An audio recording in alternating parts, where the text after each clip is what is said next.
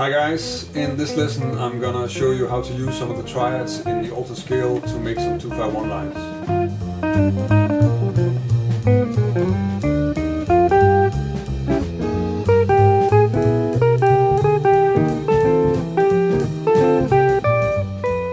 So in this lesson I'm gonna give you 3 lines.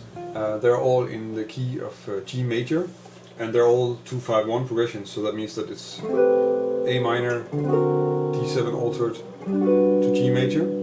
And just to place it a bit in a context, the position of the G major scale where I'm trying to stay in this lesson is this one.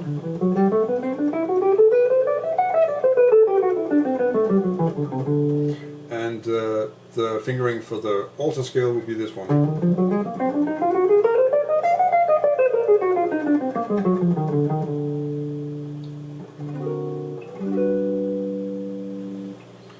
And when you're making 2-5-1s, or when you're making lines with the alto scale, there are 2 triads that are very useful, because we're using, if you look at this D7 altered chord, then the top of that chord is in fact an E flat minor triad, so that's a good triad to use.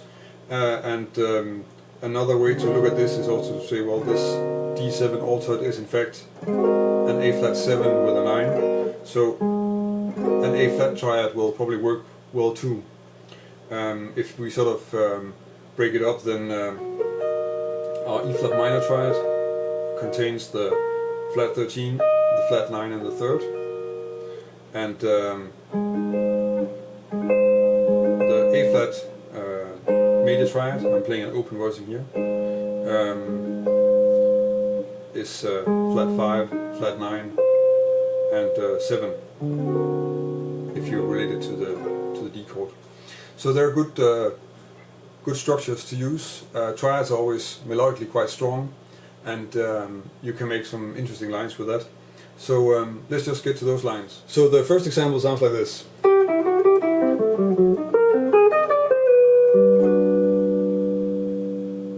Yeah, for the A minor, it's a small scale one, then down the arpeggio, and then on the D7 altered,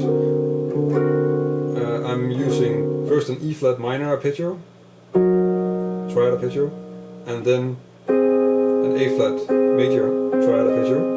And the way I'm playing them, you might not be familiar with this type of voicing.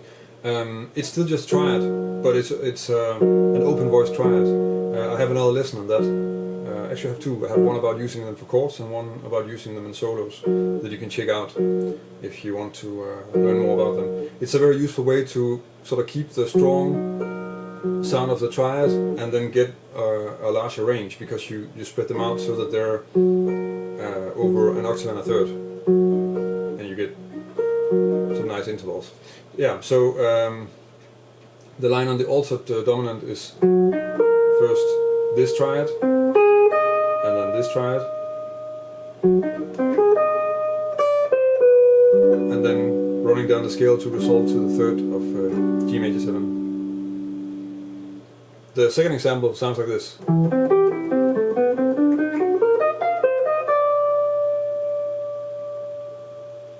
So what's happening here? Now I chose to use the open voice triad on the A minor chord. So it's a C major triad played from the 3rd. So you get E, C, G, and then I'm just running down the scale and then stepwise up the scale, and on the D7 altered, this root position E flat minor triad, and then I'm sort of skipping around and using something that actually is kind of like an F minor pentatonic thing, and then resolving to the 5th of G major. The 3rd line sounds like this.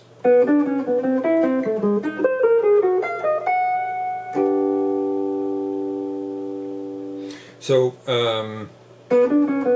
chromatic encircling, and then actually just the triad, A minor triad, and then on the D7 altered, first I'm playing this open voiced A flat major triad, and then this sort of, it's kind of like a symmetrical visual thing actually that you can do in this position. And it sounds kind of nice because it's skipping around a lot and has the second interval happening. And then I'm resolving that to the major 7 of the G major. So that was 3 examples of how you can make some alto dominant lines using some of the triads that are found in the scale. I hope that you can use it to make your own lines.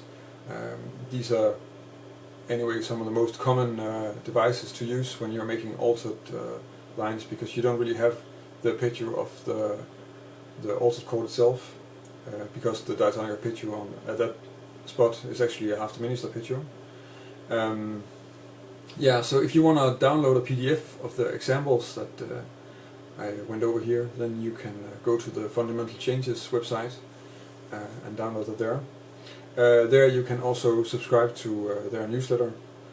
They publish new lessons every week, and there's a lot of stuff, a lot of good writers making lessons for them, so it's well worthwhile to check out. You can of course also go to my website and check some of my lessons and subscribe to my newsletter there if you want to. And of course, if you like the lesson and want to stay up to date, then feel free to also subscribe to my YouTube channel. If you have any comments or requests or ideas for topics or something like this, then feel free to get in contact with me on any of the social media places where I'm at. So that would be Twitter or Google Plus or Instagram, and let me know there.